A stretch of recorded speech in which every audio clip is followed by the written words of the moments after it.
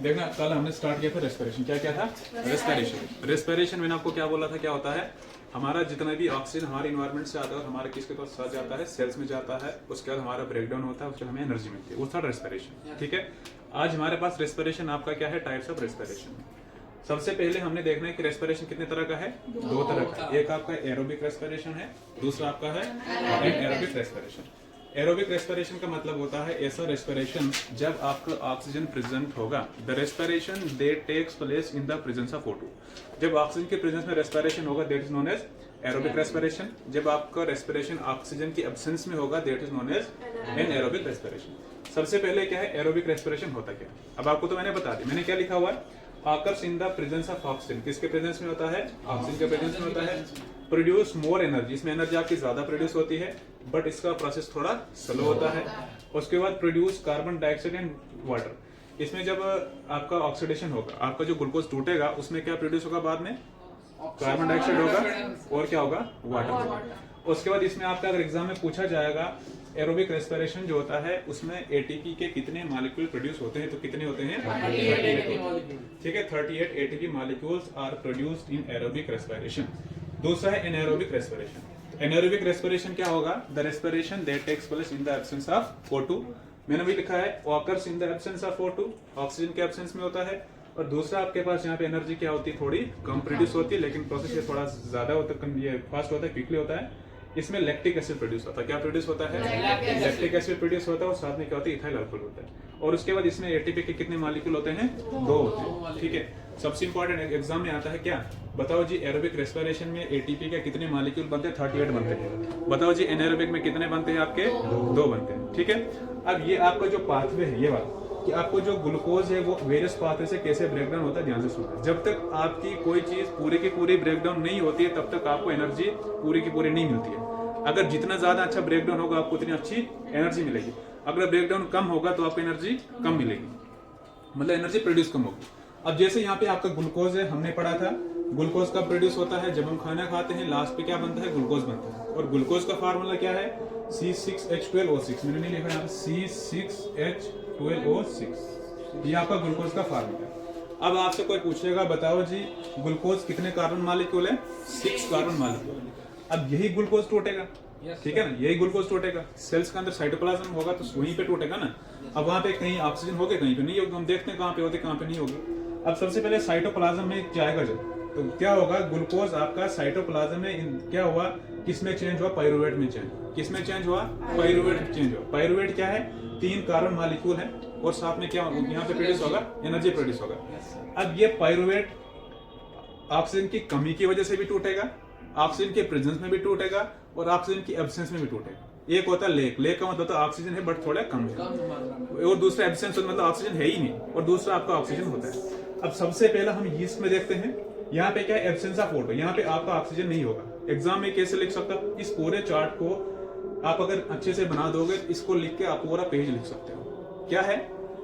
Pyruvate क्या होगा? When pyruvate in the absence of O2 in case of yeast it changes into ethanol. किसमें change हो गया pyruvate? Ethanol में change हुआ। इथेनॉल कितना कार्बन है? 2 कार्बन मॉलिक्यूल। यहाँ पे कितना था? 3 है। थोड़ा बहुत टूटा कि नहीं टूटा? आपको मिलेगा क्या? कार्बन डाइऑक्साइड में टूटा और आपको एनर्जी मिलेगी जो कि कम होगी, क्योंकि ये पूरा नहीं टूटा, तो एनर्जी आपको क्या मिलेगी? थोड़ी कम मिलेगी। पहला क्या है? पाइरूवेट आपका किस में जाएगा? साइटोप्लाज्म में। यीस्ट में क्या होगा? एब्सेंस ऑफ O2 के केस में किस में टूटता है? इथेनॉल में टूटता है, कार्बन डाइऑक्साइड में टूटता है और एनर्जी में टूटता है। ये आएगा एग्जाम में। एग्जाम में क्या आएगा? ये आएगा। बताओ जी पाइरूवेट किस में टूटता है? तो किस में टूटता है? इथेनॉल में टूटता है। इतना ही आता है, उससे आगे तो नहीं पूछा जाएगा। उसके बाद आपका पाइरूवेट 3 कार्बन मॉलिक्यूल है, उसके बाद एनर्जी साथ में, तो ये किस में है? मसल सेल्स में। वहां पे ऑक्सीजन की कमी होती है। अब क्या होता है कि हम जब हैवी एक्सरसाइज करते हैं, करते कि नहीं करते? हैवी एक्सरसाइज करते हैं तो हमारे मसल्स बहुत ज्यादा स्टिफ हो जाते हैं, टाइट हो जाते हैं, होते कि नहीं होते? लेकिन कुछ टाइम के बाद फिर वैसे के वैसे हो जाते हैं। ऐसा क्यों होता है? क्योंकि हमारे मसल सेल्स में ऑक्सीजन की सप्लाई कम हो जाती है। हम वर्कआउट बहुत ज्यादा कर रहे हैं तो हमें ऑक्सीजन भी ज्यादा चाहिए। ऑक्सीजन ज्यादा चाहिए तो क्या होगा? हमारा वर्कआउट अच्छे से होगा। जब ऑक्सीजन कम हो जाता है तो हमारे मसल क्या हो जाते हैं? हार्ड हो जाते हैं। क्या हो जाते हैं? हार्ड हो जाते हैं। क्यों होते हैं? क्योंकि यहाँ पे क्या एक्यूमुलेट होता है? लैक्टिक एसिड होता है। लैक्टिक एसिड क्या करता है? हमारे मसल को हार्ड बना देता है। क्या करता है? हार्ड बना देता है। बात समझ आ रही? यहाँ पे भी क्या है? ऑक्सीजन है लेकिन लेक है। लेक का मतलब क्या है? ऑक्सीजन की कमी है। तो ऑक्सीजन की कमी तो पाइरुवेट किस में चेंज हो जाएगा? अब यहाँ पे क्या होगा? लैक्टिक एसिड होगा। लैक्टिक एसिड कितने कार्बन मॉलिक्यूल है? 3 कार्बन मॉलिक्यूल है, साथ में थोड़ी बहुत आपको एनर्जी मिलेगी। और तीसरा आपका जो पाइरुवेट है आपका यहाँ पे क्या होगा? माइटोकॉन्ड्रिया के अंदर क्या आपके पास प्रेजेंस ऑफ O2 है। अब यहाँ पे देखो पूरा का पूरा टूटा, साथ में क्या निकला हमारे पास? कार्बन डाइऑक्साइड मिला। और क्या मिला हमारे पास? एनर्जी मिली। तो यहाँ पे आपका पूरा का पूरा टूटा तो आपको यहाँ पे सबसे ज्यादा एनर्जी मिलेगी। क्यों टूटा? क्योंकि यहाँ पे क्या है?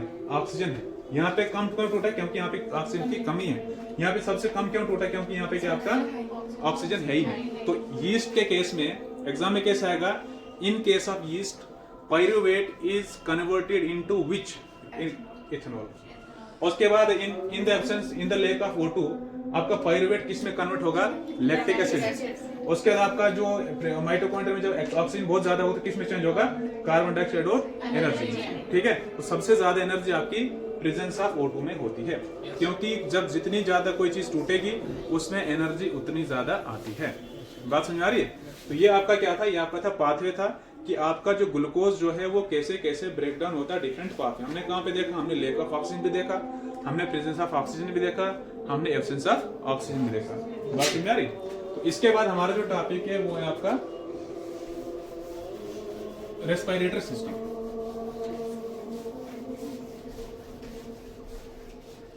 क्या है रेस्पिरेटरी सिस्टम? इसमें किसी को पूछना है? कुछ पूछो। दीपक, कोई कंफ्यूजन नहीं? बता दे।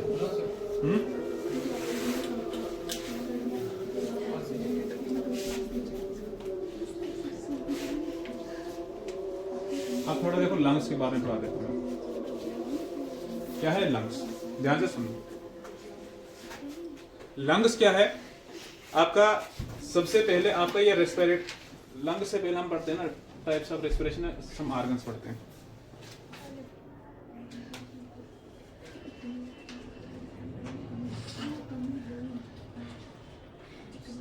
Organs of respiration. अब यहाँ पे आप कुछ रेस्पिरेशन होती है। एक आपकी होती है पल्मोनरी रेस्पिरेशन। क्या होती है? Pulmonary respiration. दूसरा आपका होता है क्यूटेनियस रेस्पिरेशन। ये टाइप्स है और इसमें कौन कौन से ऑर्गन इन्वॉल्व होते हैं हमने देखा है। Cutaneous respiration. तीसरा आपके पास है ब्रेंकियल रेस्पिरेशन।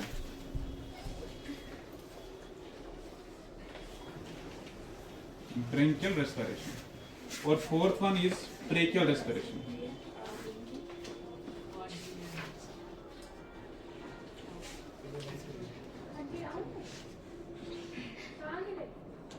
ठीक है, ये इसमें कौन कौन से ऑर्गन इन्वॉल्व होते हैं ये भी आपकी एक तरह की क्या है? टाइप्स ऑफ रेस्पिरेशन ही देखा जाए। अब देखो पल्मोनरी रेस्पिरेशन क्या होता है, ध्यान से सुनो। Pulmonary stands for lungs. क्या? Pulmonary stands for lungs. तो ऐसी respiration, the respiration which is takes place by means of lungs is known as pulmonary respiration. तो हमारी बॉडी में लंग्स होता है कि क्या होता है और कुछ होता है? लंग्स होता है। तो हमारे में रेस्पिरेशन कौन सी होती है? पल्मोनरी होती है। The respiration which occurs by means of lungs is known as pulmonary respiration. Pulmonary stands for lungs. Pulmonary stands for lungs. उसके बाद क्यूटेनियस रेस्पिरेशन क्या होता है? क्यूटेनियस रेस्पिरेशन होता है कि the respiration which takes place by means of skin. जो किसके जरिए होती है? स्किन के जरिए होती है, उसको क्या बोलते हैं? क्यूटेनियस रेस्पिरेशन बोलते हैं। और उसके बाद ब्रेंकियल रेस्पिरेशन होता है वो रेस्पिरेशन जो बाय मींस ऑफ गिल्स होती है, गिल्स। उसके बाद ट्रेकियल होता है बाय मींस ऑफ ट्रेकिया, जो किसके केस में होता है? इंसेक्ट्स के केस में होता है। ठीक है, ट्रेकियल ट्यूब्स होती है, पढ़ा होगा थोड़ा बहुत आपने कॉकरोच के अंदर। एग्जाम्पल इसके अंदर क्या आ जाएगा? ह्यूमन बीइंग आ जाएगा। स्किन आपका आएगा, अर्थवर्म आएगा, अर्थवर्म आएगा। अब देखो आपको, आप बोलोगे सर ये तो मुश्किल हो गया थोड़ा याद करने में। अब देखो कोई किससे अच्छा लगता है? स्किन से लगता है ना। तो क्यूट मतलब क्या है? Skin respiration. ठीक है, अर्थवर्म आपका स्किन से क्यूट। उसका ब्रेंकियल रेस्पिरेशन क्या होता है? एग्जांपल आपकी फिशेस आएंगे। उसका ट्रेकिया में आपका क्या ट्रेकियल ट्यूब्स होती है जिसको क्या बोलते हैं? मॉस्किटोज। ठीक है, ये आपकी क्या डिफरेंट टाइप्स ऑफ रेस्पिरेशन है और different types of organs involve जिसमें होते हैं। एग्जाम में अगर आएगा बताओ कि ह्यूमन बींग्स की कौन सी रेस्पिरेशन होती है, पल्मोनरी होती है। बताओ जी स्किन, ये आपकी स्किन से जो रेस्पिरेशन उसको क्या बोलते हैं, क्यूटेनियस बोलते हैं। बताओ जी गिल से होती है उसको क्या बोलते हैं, ब्रोंकियल बोलते हैं। बताओ जी जो ट्रेकिया से होती है उसको क्या बोलते हैं, ट्रेकियल रेस्पिरेशन। ठीक है, इनको अच्छे से कर लेना, एग्जाम में एमसीक्यूज आने के चांसेस इसके ज्यादा होते हैं। ठीक है, सर हमने सिर्फ पल्मोनरी हमने पल्मोनरी पढ़नी है।